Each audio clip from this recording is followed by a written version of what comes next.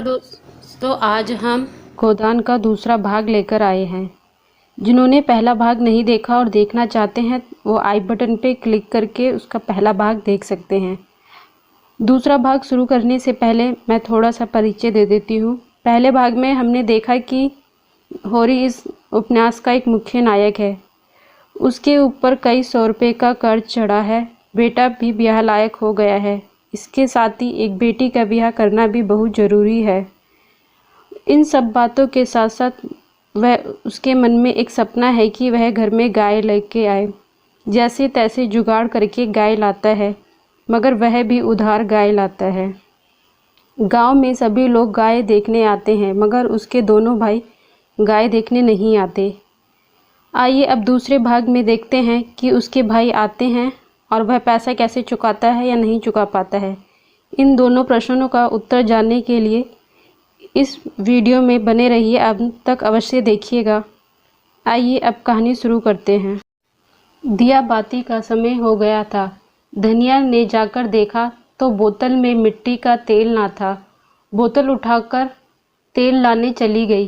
पैसे होते तो रूपा को भेज देती, मगर अब उसे खुद जाना पड़ा। होरी ने रूपा को बुलाया और प्यार से गोद में बैठाकर कहा, जरा जा देख, हीरा काका आ गए हैं कि नहीं। शोभा काका को भी देखते आना, कहना दादा ने तुम्हें बुलाया है। ना आए, हाथ पकड़ के खींच लाना। रूपा ठुनक कर बोली, छोटी काकी मुझे डांटती हैं। काकी के पास क्या करेगी? फिर शोभा बहू तो तुझे प्यार करती है। शोभा काकी मुझे चिढ़ाती हैं, मैं नहीं कहूँगी। क्या कहती हैं बता? चिढ़ाती हैं। क्या कह के चिढ़ाती हैं? कहती हैं तेरे लिए मूस पकड़ के रखा है, ले जा भून के खा ले। होरी के मन में गुदगुदी हुई। तू कहती नहीं, पहले तुम खा लो, मैं तो खाऊंगी। अम्मा ने मना करती हैं, कहती हैं उन लोगों के घर ना जाया करो। तू अम्मा की बेटी है या दादा की? रूपा ने उसके गले में हाथ डालकर कहा, अम्मा की, और हंसने लगी। तो फिर मेरी गोद से उतर जा। आज मैं तुझे अपनी थाली में ना खिलाऊंगा। घर में एक ही फूल की थाली थी। होरी उसी थाली में खाता था। थाली में खाने का गौरव पाने के लिए रूपा होरी के साथ खाती थी। इस गौरव का परित्याग कैसे करे? तो हुमुक्कर बोलती है, अच्छा तो फिर तू मेरा कहना मानेगी या कि अम्मा का? तुम्हारा। तो जाकर हीरा काका और शोभा को खींच ला, और जो अम्मा बिगड़े, अम्मा से कहेगा कौन?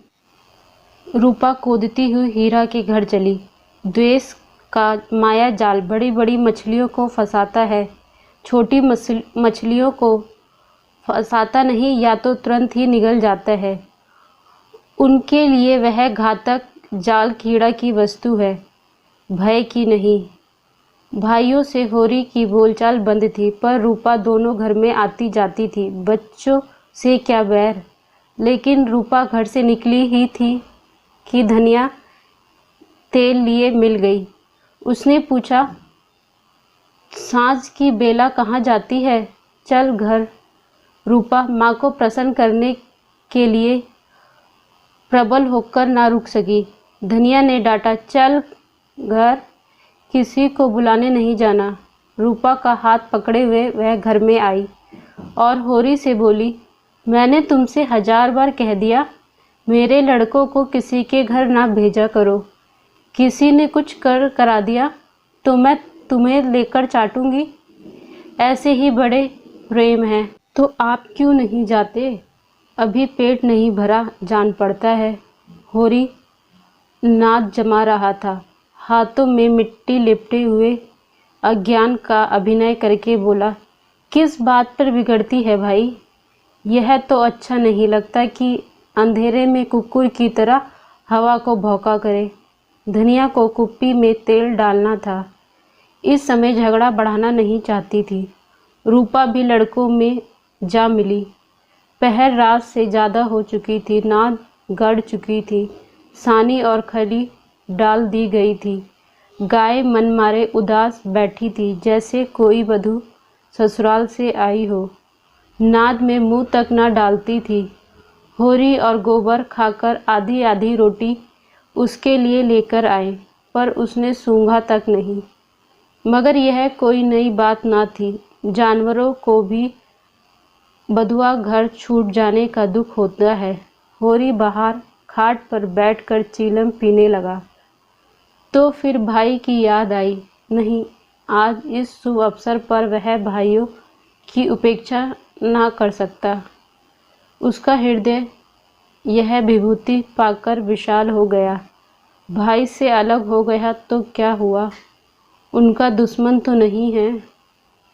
यह गाय 3 साल पहले आई होती तो सब पर उसका अधिकार होता, और कल यह गाय दूध देने लगेगी तो क्या वह भाइयों को दूध ना भेजेगा या दही ना भेजेगा? ऐसा तो उसका धर्म नहीं है। भाई उसका बुरा चेते, वह क्यों बुरा चेते? अपनी अपनी करनी तो अपने अपने साथ है। उसने नारियल खाट के पास लगा के रख दिया और हीरा की घर की ओर चला। शोभा का घर भी उसी तरफ था। दोनों अपने अपने द्वार पर लेटे हुए थे। काफ़ी अंधेरा था। होरी पर उनमें से किसी की निगाह ना पड़ी। दोनों में कुछ बातें हो रही थी। होरी ठिठक गया और उनकी बात सुनने लगा। ऐसा आदमी कहाँ है जो अपनी चर्चा सुन के टाल जाए? हीरा ने कहा, जब एक में थे तो बकरी भी नहीं ली, अब परछाई गाय ली जाती है। भाई का हक मारकर किसी को फलते फूलते नहीं देखा। शोभा बोला, यह तुम अन्याय कर रहे हो हीरा। भैया ने 1-1 रुपये पैसे का हिसाब दिया था। मैं नहीं मानूंगा कि उन्होंने पहले की कमाई छिपा के रखी थी। तुम मानो चाहे ना मानो, यह पहले की कमाई। अच्छा, तो यह रुपए कैसे कहाँ से आ गए? उतने ही खेत हमारे पास भी हैं, उतनी ही उपज हमारी भी है। फिर क्यों हमारे पास कफन को कौड़ी नहीं? उनके घर में नई गाय आती है, उधार लाए होंगे। भोला उधार देने वाला आदमी नहीं है। कुछ भी हो, गाय बड़ी सुंदर है। गोबर लिए जाता था तो मैंने रास्ते में देखा। बेईमानी का धन जैसे आता है वैसे ही जाता है। भगवान चाहेंगे तो बहुत दिन तक गाय घर में ना रहेगी। होरी से और सुना ना गया। वह बीती बातों को भूलकर हृदय में स्नेह लेकर भाई के पास आया था। मगर यह सब सुनकर उसके जी में एक उबाल आया कि इसी क्षण इस उपेक्षा का जवाब दे, लेकिन बात बढ़ जाने के भय से चुप हो गया। अगर उसकी नीयत साफ है तो कोई कुछ भी कहे, भगवान के सामने वह निर्दोष है। दूसरों की परवाह नहीं। उसी वक्त उल्टे पैर लौट आया और जला हुआ तम्बाकू पीने लगा। फिर एक और तम्बाकू जलाकर पिया। उसके मन में नशा सा छा गया। जाकर उसने आंगन का किवाड़ खोला तो धनिया सोना से दें दबवा रही थी। रूपा, जो रोज सांझ होते ही सो जाती थी, आज खड़ी गाय का मुंह सहला रही थी। होरी ने जाकर गाय का खूंटा खोल दिया और द्वार की ओर ले चला। वह इसी वक्त गाय को भोला के घर पहुंचाने का दृढ़ निश्चय कर चुका था। इतना बड़ा कलंक सिर पर लेकर वह अब गाय को घर में नहीं रख सकता था, किसी तरह नहीं। धनिया ने पूछा, कहाँ लिए जाते हो रात को? हीरा ने कहा पग बढ़ाकर, ले जाता हूँ, भोला को लौटा दूंगा। धनिया ने विस्मय हुई उठकर सामने आई और बोली, लौटा क्यों दोगे? लौटाने के लिए लाए थे। हाँ, लौटाने में ही कुशल है। क्यों, क्या बात है? इतने अरमान से लाए थे और लौटाने जा रहे हो? क्या भोला ने रुपए मांगे हैं? नहीं, भोला यहाँ कब आया? तो फिर क्या बात हुई? क्या करेगी पूछकर धनिया ने लपक कर पगिया उसके हाथ से छीन ली। उसकी चपल बुद्धि ने जैसे उड़ती हुई चिड़िया पकड़ ली। बोली, तुम्हें भाइयों का डर हो तो जाकर उनके पैरों पर गिरो। मैं किसी से नहीं डरती। अगर हमारी बढ़ती देख किसी की छाती फटती है तो फट जाए, मुझे परवाह नहीं। हौरी ने विनती स्वर में कहा, धीरे धीरे बोलो महारानी, कोई सुने तो कहे यह सब इतनी रात गए लड़ रहे हैं। मैंने अपने कानों से क्या सुन आया हूँ तू क्या जाने। यहाँ चर्चा हो रही है कि मैंने अलग होते समय रुपए दबा लिए थे और भाइयों को धोखा दिया था। यही रुपए अब निकल रहे हैं। हीरा कहता होगा। सारा गांव कह रहा है, हीरा को क्यों बदनाम करूं? सारा गांव नहीं कह रहा है, अकेले हीरा ही कह रहा है। मैं अभी जाके पूछती हूँ न कि तुम्हारे बाप ने कितने रुपए छोड़कर मरे थे। सारी जिंदगी मिट्टी में मिला दी, पाल पोस कर साड़ किया और अब हम बेईमान हैं। मैं कह देती हूँ अगर गाय घर से बाहर निकली तो अनर्थ हो जाएगा। रख लिए हमने रुपए, दबा लिए बीज, खेत दबा लिए। डंके की चोट पे कहती हूँ मैंने हंडे भर अरसफिया छिपा ली। हीरा और शोभा और संसार को जा करना है कर ले। क्यों ना रख रुपए? दो दो साड़ों का ब्याह किया, गौना नहीं किया।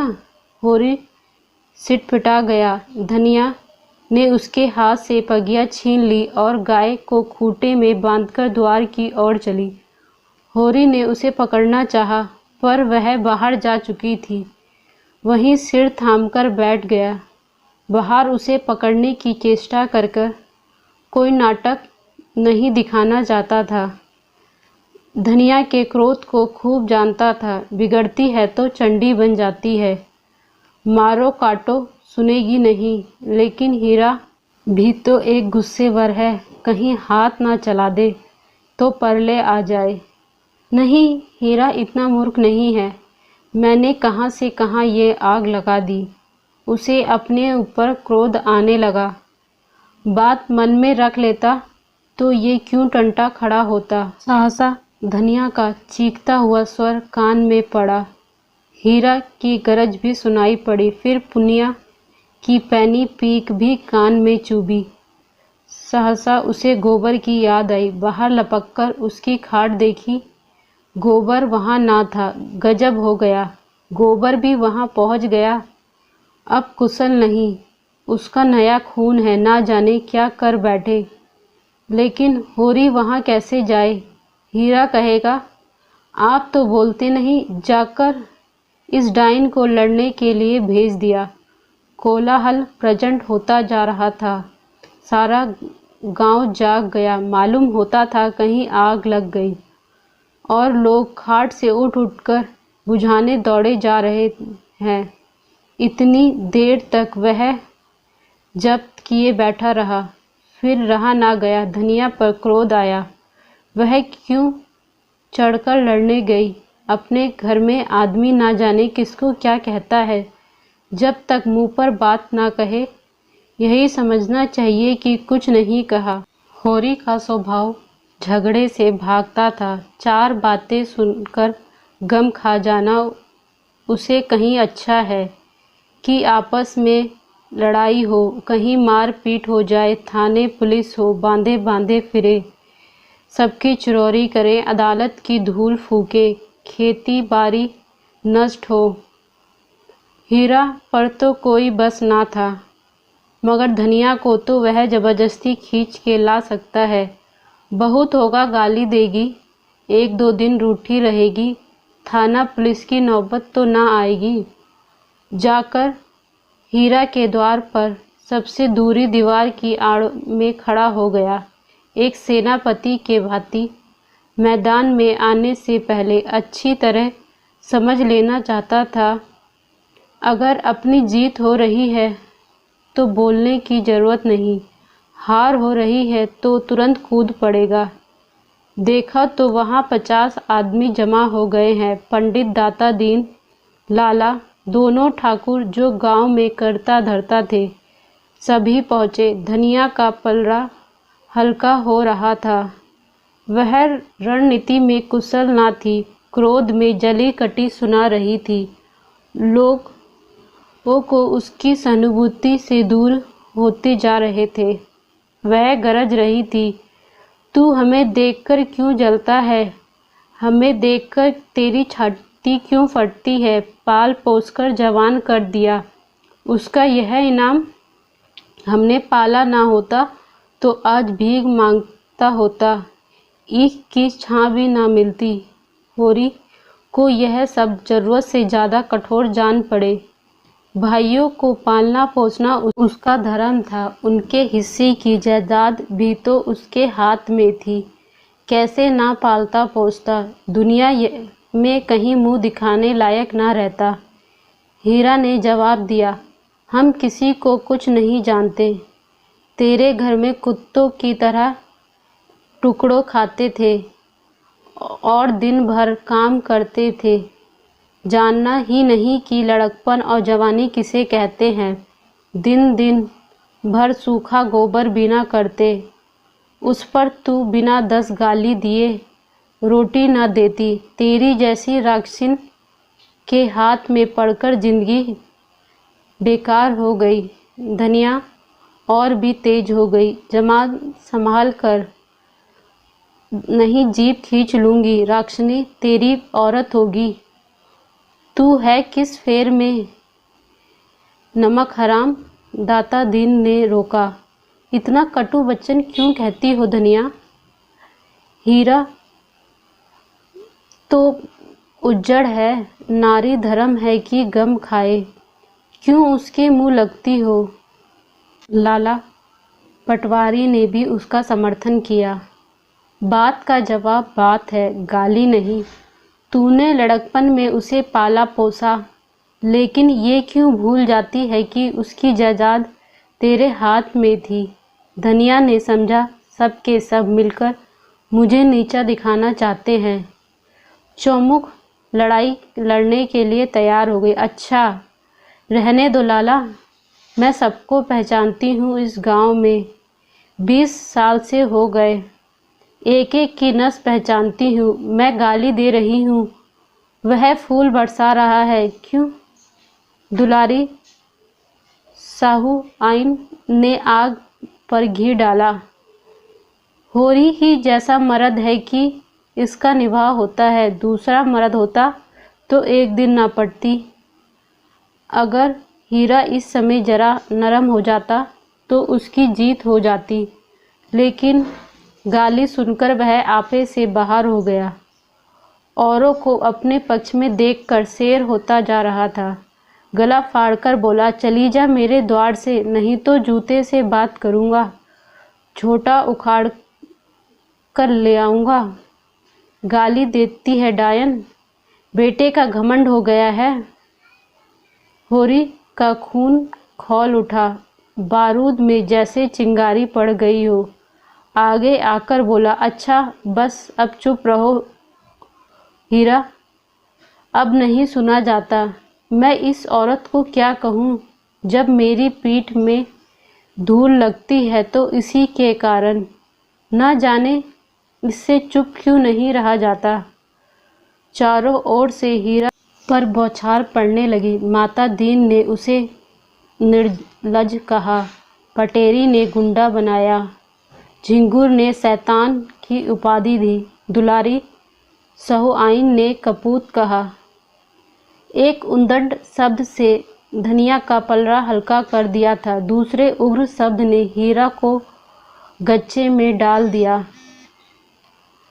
उस पर होरी के वाक्य ने सही कसर पूरी कर दी। हीरा संभल गया, सारा गांव उसके विरोध हो गया। अब चुप रहने में ही उसकी कौशल है। क्रोध के नशे में इतना होश उसे बाकी था। धनिया का कलेजा दूना हो गया था। होरी से बोली, सुन लो कान खोल के, भाइयों के लिए मरते हो। यह भाई हैं, ऐसे भाई को मुंह ना देखें, यह मुझे जूता मारेगा। होरी ने डांट कर कहा। फिर क्यों बकबक करने लगी? तू घर क्यों नहीं जाती? धनिया जमीन पर बैठकर बोली। अब तो इसके जूते खा के जाऊंगी। कहाँ है गोबर? अब किस दिन काम आएगा? तू देख रहा है बेटा, तेरी माँ को जूते मारने जा रहा है। हौरी ने दौड़कर उसका हाथ पकड़ लिया और घसीटता हुआ घर ले चला। हर गोबर खाना खाकर अहिराने में जा पहुंचा। आज झुनिया से उसकी बहुत सी बातें हुई थी। जब वह गाय लेकर चला था तो झुनिया आधे रास्ते तक उसके साथ आई थी। गोबर अकेला गाय को कैसे ले जाता? अपरिचित व्यक्ति के साथ जाने से आपत्ति होना स्वाभाविक था। कुछ देर चलने के बाद झुनिया ने गोबर को मम्र भरी आंखों से देखकर कहा, अब तुम काहे यहाँ कभी आओगे? एक दिन पहले तक गोबर कुमारा था। गांव में जितनी युवती थी वह उसकी बहन थी या भाभी। बहनों से तो छेड़छाड़ हो ही नहीं सकती। भाभियाँ कभी कभी उससे ठिठोलियाँ किया करती थी, लेकिन वह केवल सरल विनोद होता था। उनकी दृष्टि में अभी उसके यौवन में केवल फूल लगे थे। जब तक फल ना लग जाए उस पर ढेला फेंकना व्यर्थ की बातें थी। झुनिया का वंचित मन, जिसे भाभी के व्यंग और हार्श विलास ने और भी लोलुप बना दिया था, उसके क्वारे पर ही ललचा उठा। गोबर ने कहा, अगर भिक्षुक को भीख मिलने की आशा हो तो वह दिन भर रात भर दाता के द्वार पे खड़ा रहे। झुनिया ने कटाक्ष करके कहा, अच्छा तो तुम भी मतलब के यार हो? गोबर बोला, भूखा आदमी अगर हाथ फैलाए तो उसे क्षमा कर देना चाहिए। झुनिया और गहरे पानी में उतरी। भिक्षुक जब तक 10 द्वार ना जाए उसका पेट कैसे भरेगा? मैं ऐसे भिक्षुक को मुंह नहीं लगाती। ऐसे तो गली गली मिलते हैं, फिर भिक्षुक देता ही क्या है? आशीष से तो किसी का पेट नहीं भरता। मंदबुद्धि गोबर झुनिया का आशय समझ ना सका। झुनिया छोटी सी थी, तभी से ग्राहकों के घर दूध लेकर जाया करती थी। ससुराल में उसे ग्राहकों के दूध पहुंचाना पड़ता था। आजकल भी दही बेचने का भार उस पर ही था। उसे तरह तरह के मनुष्यों से सभी का पड़ चुका था। 2-4 रुपए उसके हाथ लग जाते, घड़ी भर मनोरंजन भी हो जाता था। में टिकाव ना था, समर्पण ना था, अधिकार न था। वह ऐसा प्रेम चाहती थी जिसके लिए वह जिए और मरे, जिस पर वह अपने आप को समर्पित कर दे। वह केवल जुगनू की चमक नहीं, दीपक का स्थायी प्रकाश चाहती थी। गोबर ने कहा, भिक्षुक को एक ही द्वार पे भरपेट मिल जाए तो क्यों द्वार द्वार घूमे? झुनिया ने सहृदय भाव से उसकी और ताका। कितना भोला है, कुछ समझता ही नहीं। भिक्षुक को एक द्वार पर कहाँ भरपेट मिलता है? उसे तो चुटकी ही मिलेगी। सर्वस्व तो तभी पाएगा जब वह अपना सर्वस्व देगा। मेरे पास क्या है झुनिया? तुम्हारे पास कुछ नहीं है। मैं तो समझती हूँ मेरे लिए तुम्हारे पास जो कुछ है वह बड़े बड़े लखपति के पास नहीं। तुम मुझसे भीख ना मांगा करो, मुझे मोल ले सकते हो। गोबर उसे चकित नेत्रों से देखने लगा। झुनिया ने फिर कहा, और जानते हो दाम में क्या देना होगा? मेरा होकर रहना पड़ेगा। फिर किसी के सामने हाथ फैलाते देखूंगी तो घर से निकाल दूंगी। गोबर को जैसे अंधेरे में टटोलते हुए मनचाही वस्तु मिल गई। आनंद से उसका रोम रोम पुलकित हो उठा। लेकिन यह कैसे होगा?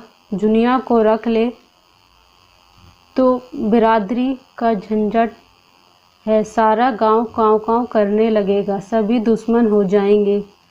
अम्मा तो इसे घर में घुसने न देगी, लेकिन जब स्त्री होकर उसे यह डर नहीं तो मैं पुरुष होकर क्यों डरूं? बहुत होगा, लोग उसे अलग कर देंगे, वह अलग ही रह लेगा। जुनिया जैसी औरत और गांव में दूसरी कौन है? कितनी समझदारी की बात करती है।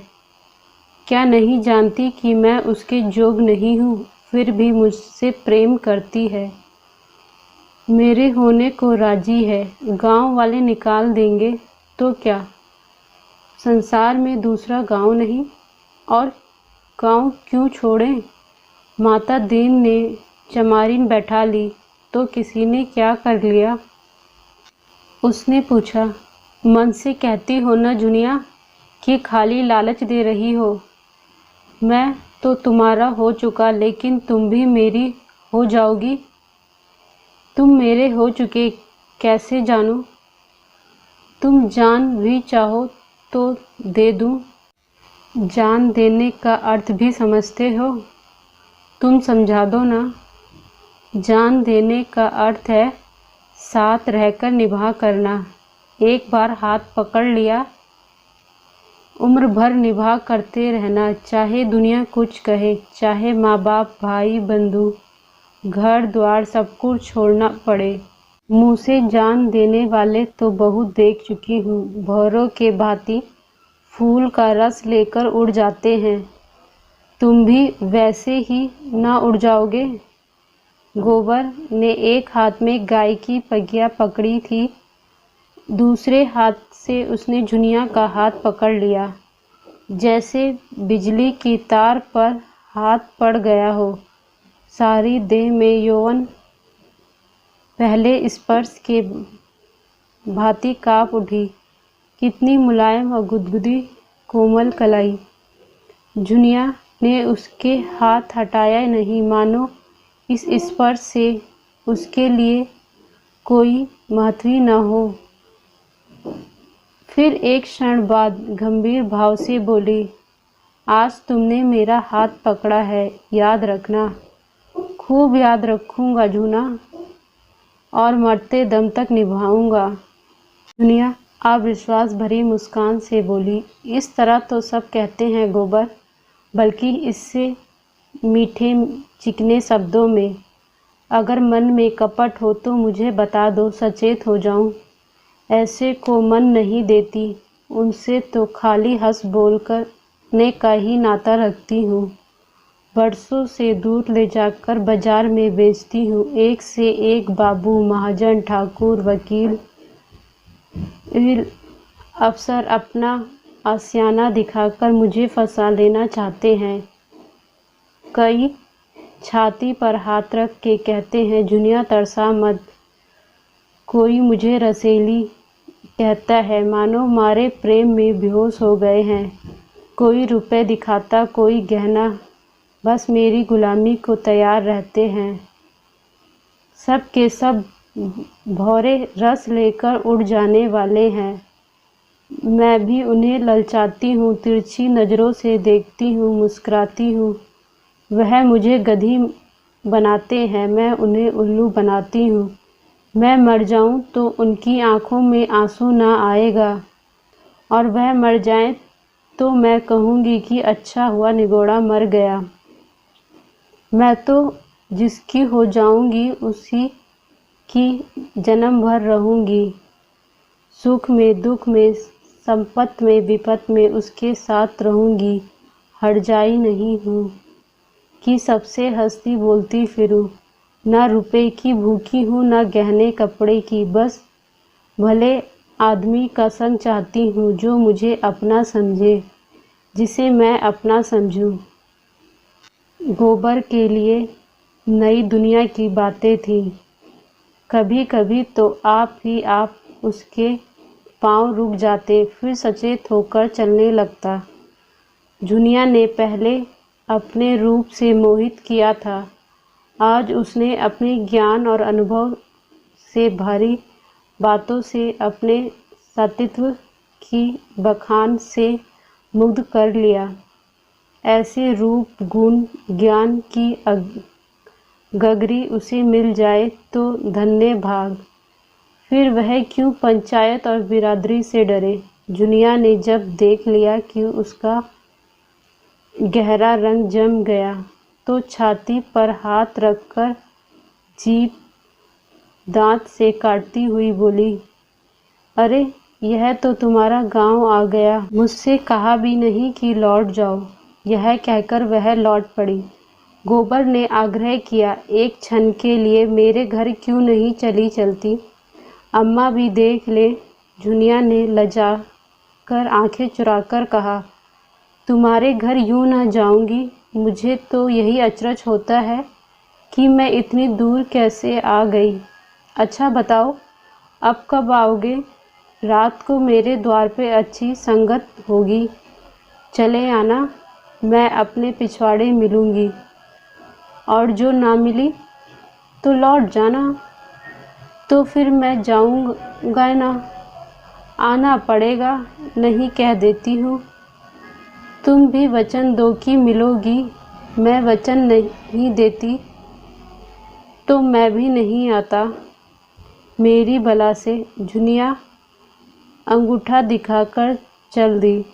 प्रथम मिलन में ही दोनों एक दूसरे पर अपना अधिकार जमा चुके थे। जुनिया जानती थी वह आएगा, कैसे ना आएगा। गोबर जानता था वह मिलेगी, कैसे ना मिलेगी।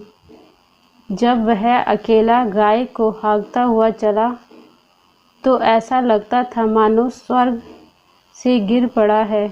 जेठ की उदास और गर्म संध्या समेरी की सड़कों और गलियों में पानी के छिड़काव से शीतल और प्रसन्न हो रही थी। रात को धनुष यज्ञ होगा और मेहमान की दावत होगी। होरी ने 5 रुपये शगुन के दे दिए हैं और एक गुलाबी मिर्जाई पहने, गुलाबी पगड़ी बांधे, घुटने तक कछानी काछे, हाथ में एक खुरपी लिए और मुख पर पाउडर लगावे राजा जनक का माली बन गया और गरूर से इतना फूल उठाया मानो यह सारा उत्सव उसी के पुरुषार्थ से हुआ। राय साहब ने मेहमानों का स्वागत किया। दोहरे बदन के ऊंचे आदमी थे। तेजस्वी चेहरा, ऊंचा माथा, गोरा रंग जिस पर सरबती रेशमी चादर खूब खिल रही थी। पंडित ने पूछा, अब की कौन सा नाटक खेलने का विचार है? राय साहब ने तीनों सज्जनों को अपनी सामने की कुर्सी पर बैठते हुए कहा, पहले तो धनुष यज्ञ होगा, उसके बाद एक प्रहसन नाटक। कोई अच्छा ना मिला तो कोई इतना लंबा कि शायद 5 घंटों में भी ख़त्म ना हो, कोई इतना क्लिष्ट कि शायद यहाँ एक व्यक्ति उसका अर्थ ना समझे। आखिर मैंने स्वयं एक प्रश्न लिख डाला जो 2 घंटे में पूरा हो जाएगा। ओकार नाथ को राय साहब की रचना शक्ति में बहुत संदेह था। उनका ख्याल था कि प्रतिभा तो गरीबों में चमकती है, दीपक के भांति जो अंधेरे में अपना प्रकाश दिखाता है, उपेक्षा के साथ, जिसे छिपाने की उन्हें चेष्टा नहीं की। पंडित ओकारनाथ ने मुंह फेर लिया। मिस्टर तनखा इन बेमतलब की बातों में न पड़ना चाहते थे, फिर भी राय साहब को दिखाना चाहते थे कि इस विषय में उन्हें कुछ बोलने का अधिकार है। बोले, नाटक कोई भी अच्छा हो सकता है अगर अभिनेता अच्छा हो। अच्छे से अच्छा नाटक बुरे अभिनेता के हाथ में पड़ जाए तो बुरा हो सकता है। जब तक स्टेज पर शिक्षित अभिनेत्री नहीं आती, हमारी नाटक कलाएं में उधार नहीं हो सकता। अब की तो आपने काउंसलिंग में प्रश्नों की धूम मचा दी। मैं तो दावे के साथ कह सकता हूँ किसी मेंबर का रिकॉर्ड इतना शानदार नहीं है। दर्शन के अध्यापक मिस्टर मेहता इस प्रशंसा को सहन ना कर सके। विरोध तो करना चाहते थे पर सिद्धांत के आड़े। उन्होंने हाल में ही एक पुस्तक कई सालों के परिश्रम से लिखी थी, उसकी जितनी धूम होनी चाहिए थी उतनी नहीं हुई। इससे बहुत दुखी थे। बोले, भाई मैं प्रश्नों का कायल नहीं हूँ। मैं चाहता हूँ हमारा जीवन हमारे सिद्धांतों के अनुकूल हो। आप कृषकों के शुभचिंतक हैं, उन्हें तरह तरह की रियायत देना चाहते हैं, जमींदारों के अधिकार छीन लेना चाहते हैं, बल्कि उन्हें समाज का शाप कहते हैं। फिर भी आप जमींदार हैं, वैसे ही जमींदार जैसे हजारों जमींदार हैं। अगर आपकी धारणा है कि कृषि के साथ रियायत होनी चाहिए तो पहले आप खुद शुरू करें। राय साहब को आघात पहुंचा। वकील साहब के माथे पे बल पड़ गया और संपादक जी के मुंह में जैसे कलिक लग गई। तनख्वाह ने राय साहब की वकालत की। मैं समझता हूँ कि राय साहब का अपने आसामियों के साथ जितना अच्छा व्यवहार है, अगर सभी जमींदार वैसे ही हो जाएं तो यह प्रश्न ना रहे। मेहता ने हथौड़े की दूसरी चोट जमाई। मानता हूँ आप आसामियों के साथ बहुत अच्छा बर्ताव करते हैं, मगर प्रश्न यह है कि उसमें स्वार्थ है या नहीं। राय साहब चतुर आदमी थे। अपमान और आघात का धैर्य और उदारता से सहने का उन्हें अभ्यास था। कुछ असमंजस में पड़ गए। बोले, आपका विचार बिल्कुल ठीक है मेहता जी। आप जानते हैं, मेहता ने ताली बजाकर कहा, हियर हियर। आपकी जवान में कितनी बुद्धि है, काश उसकी आधी मस्जिद में होती। खेद यही है कि सब कुछ समझते हुए भी आप अपने विचारों को व्यवहार में नहीं लाते। ओकारनाथ बोले, अकेला चना भाड़ नहीं फोड़ सकता मिस्टर मेहता। हमें समय के साथ चलना भी है और उसे अपने साथ चलाना भी है। बुरे कर्मों में ही सहयोग की ज़रूरत नहीं होती, अच्छे कर्मों के लिए भी सहयोग उतना ही ज़रूरी है। आप ही क्यों 800 रुपये महीना हड़पते हैं, जब आपके करोड़ों भाई केवल 800 रुपये में निर्वाह कर रहे हैं। राय साहब ने ऊपरी खेद लेकिन भीतरी संतोष से संपादक जी को देखा और बोले, व्यक्तिगत बातों पर आलोचना ना कीजिए संपादक जी। यहाँ हम समाज की व्यवस्था पर विचार कर रहे हैं। मिस्टर मेहता उसी ठंडे मन से बोले, नहीं नहीं, मैं इसे बुरा नहीं समझता। समाज व्यक्ति से बनता है और व्यक्ति को भूलकर हम किसी व्यवस्था पे विचार नहीं कर सकते। मैं इसलिए वेतन लेता हूँ कि मेरा इस व्यवस्था पर विश्वास नहीं। संपादक जी को अचंभा हुआ। अच्छा, तो आप वर्तमान व्यवस्था के समर्थक हैं? मैं इस सिद्धांत का समर्थक हूँ कि संसार में छोटे बड़े हमेशा रहेंगे और उन्हें हमेशा रहना चाहिए। इसे मिटाने की चेष्टा करना मानव जाति का सर्वनाश का कारण होगा। मुझमें और आप में अंतर इतना ही है कि मैं जो कुछ मानता हूँ उस पर चलता हूँ। आप लोग मानते कुछ हैं और करते कुछ। धन को आप किसी अन्याय से बराबर फैला सकते हैं, लेकिन बुद्धि को, चरित्र को, रूप को, प्रतिभा को और बल को बराबर फैलाना तो आपकी शक्ति से बाहर है। छोटे बड़े का भेद केवल धन से नहीं होता। मैंने बड़े बड़े धन कुबेरों को भिक्षुक के सामने घुटने टेकते देखा है और आपने भी देखा होगा। रूप के चौखट पर बड़े बड़े हमीप नाग रगड़ते हैं। आप रूस की मिसाइल देंगे?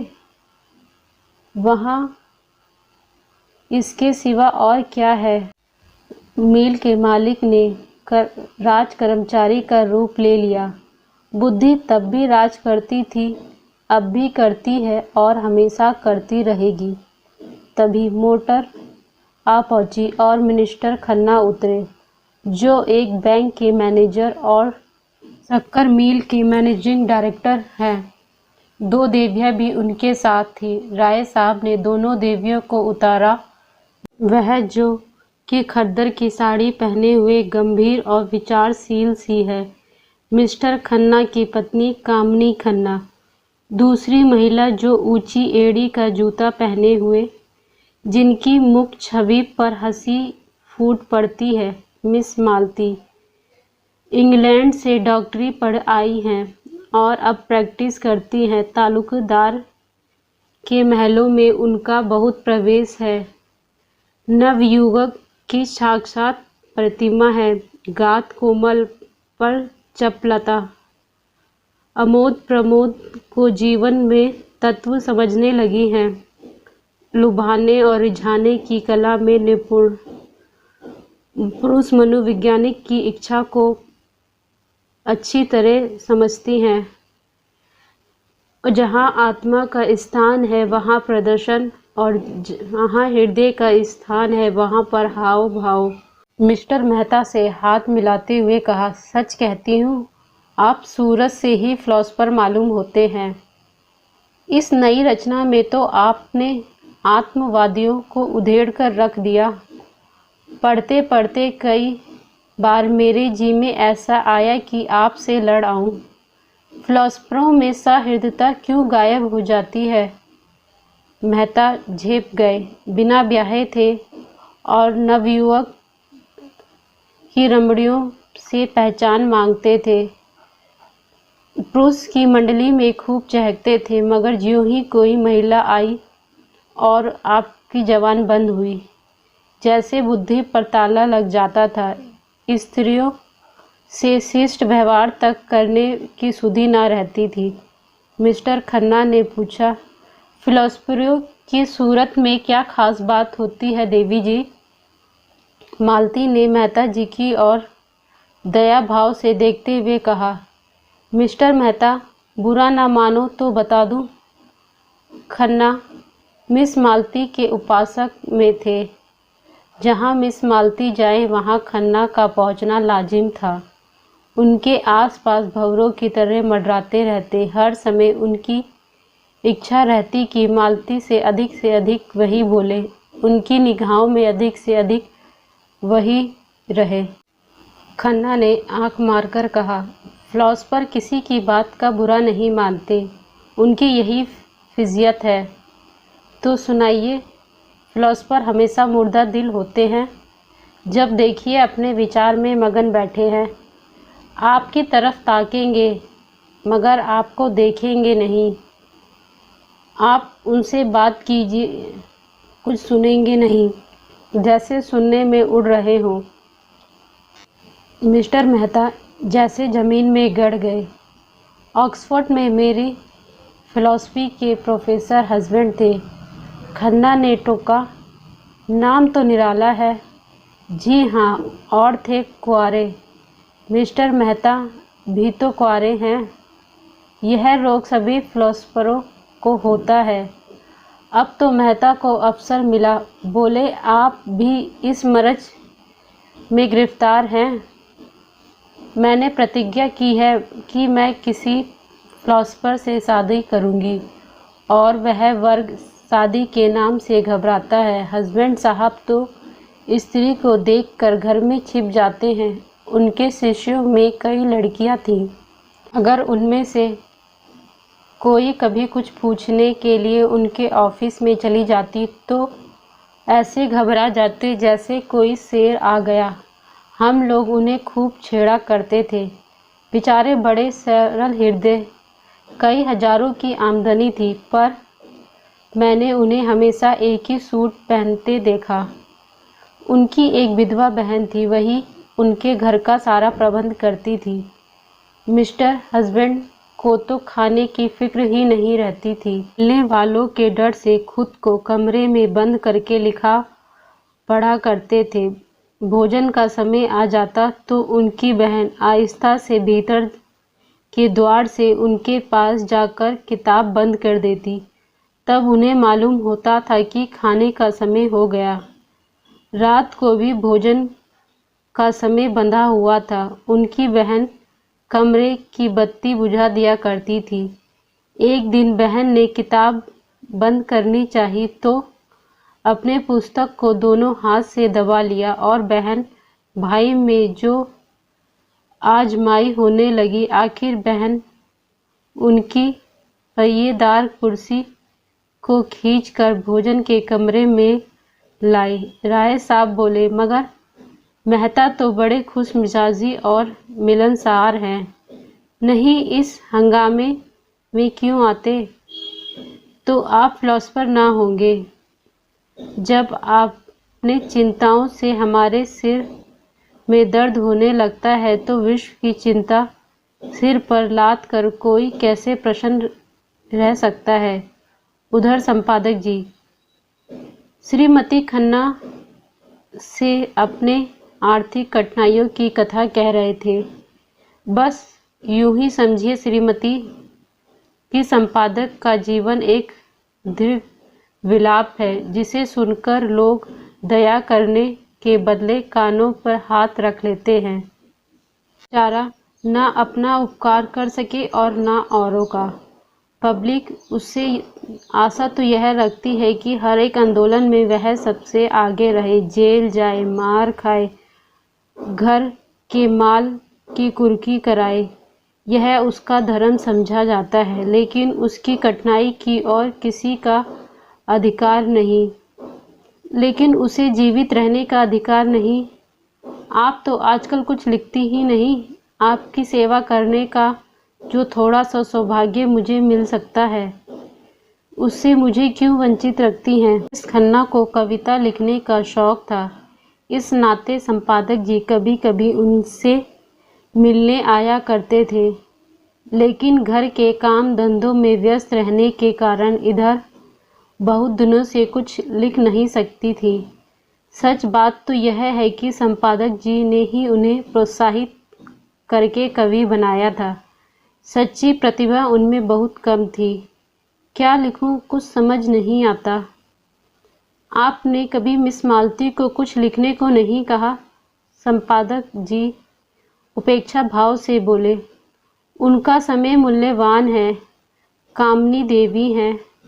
लिखते वे लोग हैं जिनके अंदर कुछ दर्द या अनुराग, लगन, विचार हो, जिन्होंने धन और भोग विलास को जीवन का लक्ष्य बना लिया हो, वह क्या लिखें।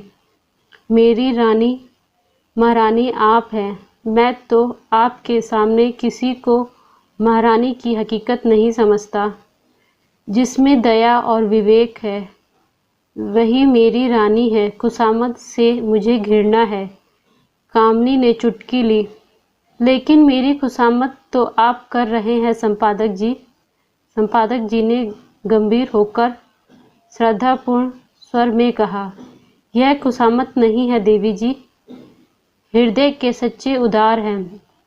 राय साहब ने पुकारा, संपादक जी जरा इधर आइएगा, मिस मालती आपसे कुछ कहना चाहती हैं। संपादक जी की वही सारी अकड़ गायब, नम्रता और विनम्र की मूर्ति बने हुए आकर खड़े हो गए। मालती ने उन्हें सदैव नेत्र से देखकर कहा, मैं अभी कह रही थी कि दुनिया में सबसे ज़्यादा डर मुझे संपादक से लगता है। आप लोग जिसे चाहे एक क्षण में बिगाड़ दें। धनुष यज्ञ का अभिनय निकट था। 10 से 1 तक धनुष यज्ञ, 1 से 3 तक प्रहसन, यह प्रोग्राम था। भोजन की तैयारी शुरू हो गई थी। मेहमानों के लिए बंगले में रहने के लिए अलग अलग प्रबंध था। खन्ना परिवार के लिए 2 कमरे रखे गए थे और भी कितने ही मेहमान आ गए थे। सभी अपने अपने कमरे में गए और कपड़े बदल बदल कर भोजन आले में जमा हो गए। यहाँ छुआछूत का कोई भेद ना था। सभी जाति और वर्ण के लोग भोजन करने बैठे। केवल संपादक सबसे अलग अपने कमरे में फलार करने गए और कामिनी खन्ना को सिर दर्द हो रहा था। उन्होंने भोजन करने से इनकार कर दिया। भोजनालय में मेहमानों की संख्या 25 से कम ना थी। शराब भी थी, मांस भी। राय साहब अच्छी किस्म की शराब खास तौर पर मंगवाते थे। मांस भी कई तरह के पक्के थे, कोफ्ते, कबाब, पुलाव, मुर्गा, मुर्गी, बकरा, हिरन, तितर, मोर, जिसे जो पसंद आए वह खाए। सबने बहुत ही आनंद से भोजन किया। भोजन समाप्त होते ही चारों तरफ से आवाज़ आई, हाँ हाँ मिस मालती, आज अपना कमाल दिखाइए।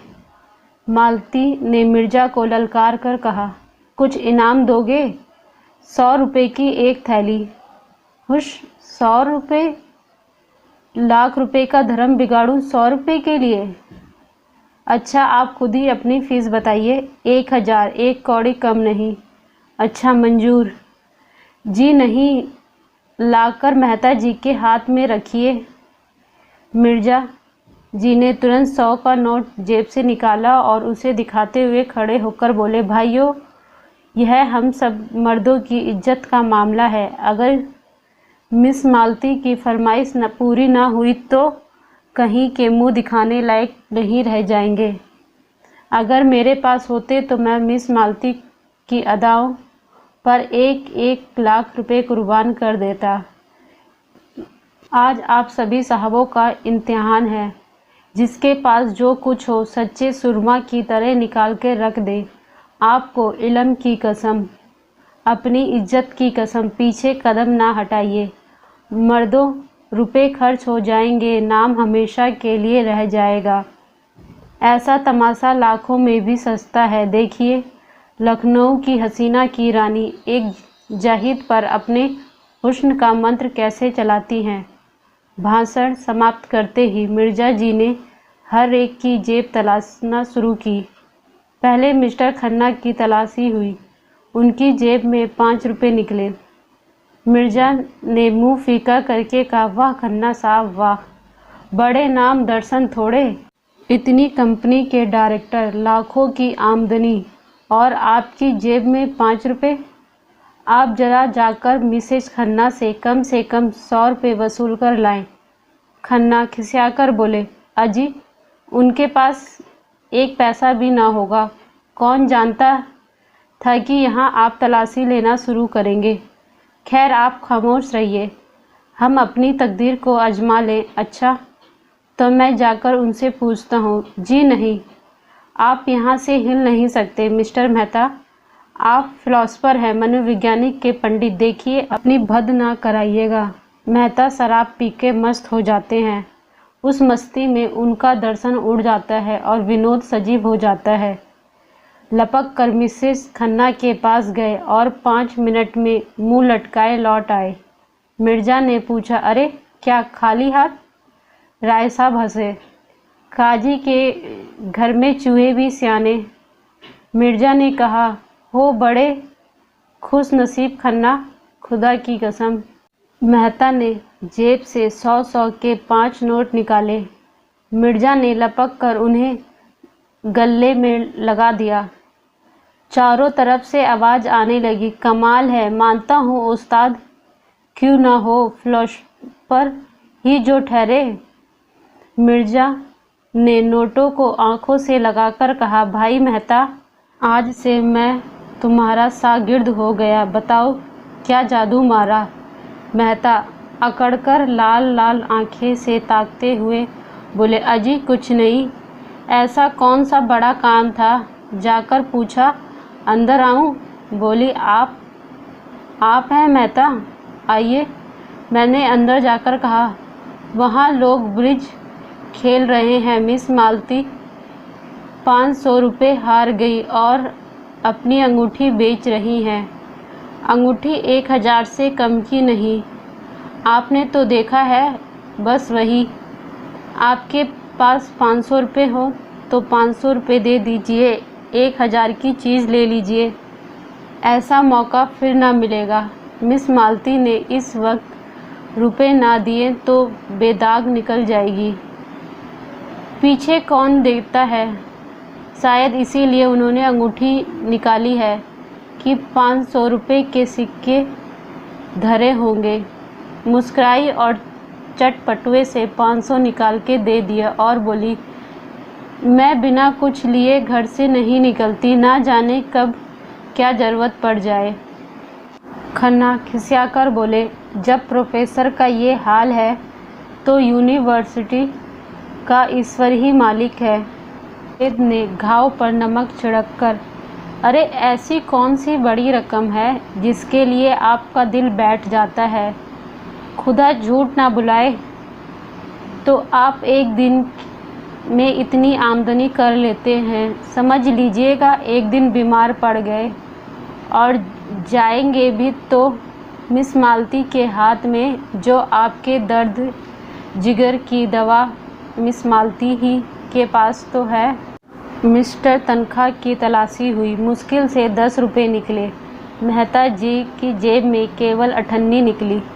कई सज्जनों ने एक 2 रुपये खुद ही दिए। हिसाब जोड़ा गया, 300 की कमी थी। यही कमी राय साहब ने उदारता के साथ पूरी कर दी।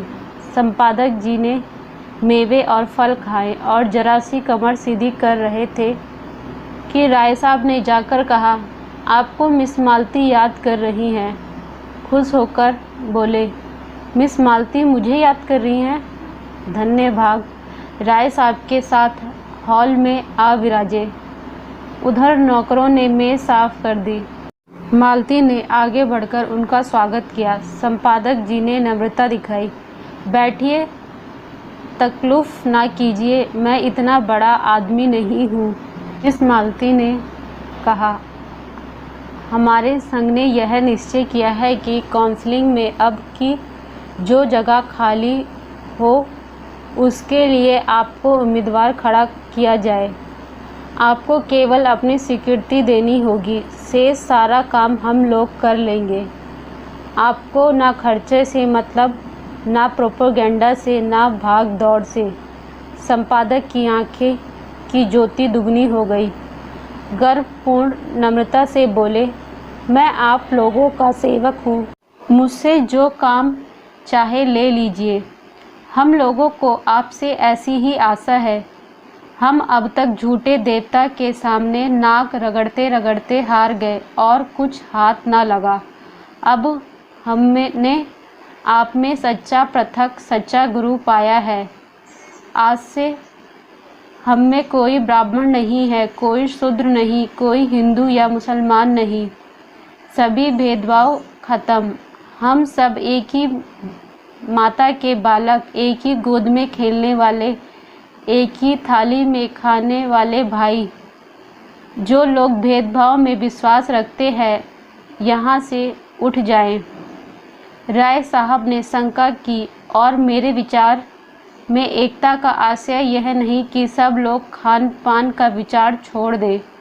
मैं शराब नहीं पीता तो क्या मुझे इस सभा से अलग हो जाना पड़ेगा? मालती ने कहा, बेशक अलग हो जाना पड़ेगा। हम सब संग में रहकर किसी तरह का भेद नहीं रख सकते।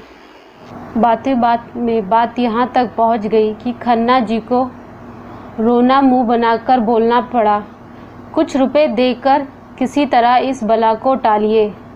राय साहब ने मालती की ओर देखा। देवी जी, अब आपकी क्या सलाह है? मालती का मुखमंडल तमतमा रहा था। बोली, होगा क्या, मेरी इतनी बेइज्जती हो रही है और आप लोग बैठ के देख रहे हैं। 20 मर्दों के होते हुए एक उज्जट पठान मेरी इतनी दुर्गति कर रहा है। खन्ना ने मालती को फटकार कर कहा, देवी जी, आप हमें ऐसे लताड़ रही हैं मानो प्राण रक्षा करना कोई पाप है। प्राण का मोह तो हर व्यक्ति को होता है। आप हमारी जान इतनी सस्ती समझती हैं? यह देखकर मुझे खेद होता है। 1000 का ही मामला है। आपके पास मुफ्त के 1000 रुपये हैं, उसे देकर क्यों नहीं विदा कर देती? आप खुद अपनी बेइज्जती करा रही हैं, इसमें हमारा क्या दोष? राय साहब ने गर्म होकर कहा, अगर देवी को किसने हाथ लगाया तो मैं भिड़ जाऊंगा। मिर्ज़ा साहब ने राय साहब को समझाया, अभी आप इन सब के मिजाज से वाकिफ़ नहीं हैं।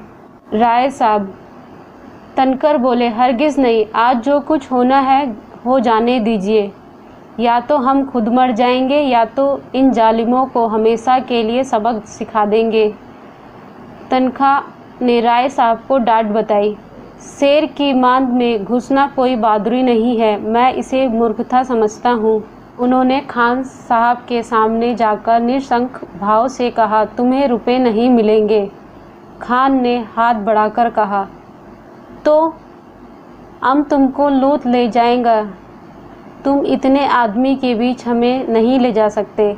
हम तुमको 1000 आदमी के बीच ले जा सकते हैं। तुमको जान से हाथ धोना पड़ेगा। हम अपने मशूक के लिए जिसका एक एक बोटी चुनवा सकता है। उसने मालती का हाथ पकड़कर खींचा। उसी वक्त होरी ने कमरे में कदम रखा।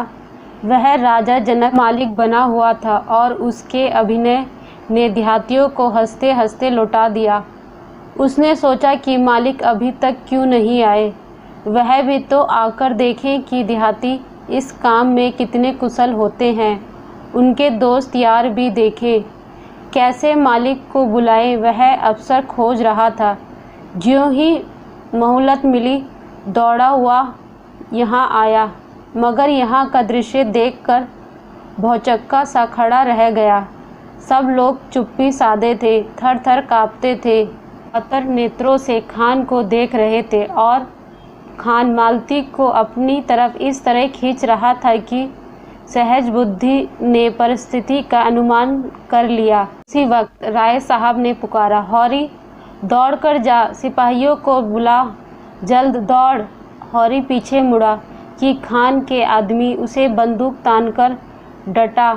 कहाँ जाता है सुअर, हम गोली मार देगा। होरी गवार था, लाल पगड़ी देखकर उसके प्राण निकले जाते थे। वह कायर ना था, मरना और मारना दोनों ही जानता था, मगर पुलिस के हथकंडों के सामने उसकी एक ना चलती। बंधे कौन फिरे, रिश्वत के रुपए कहाँ से लाए, बाल बच्चों को किस पर छोड़े।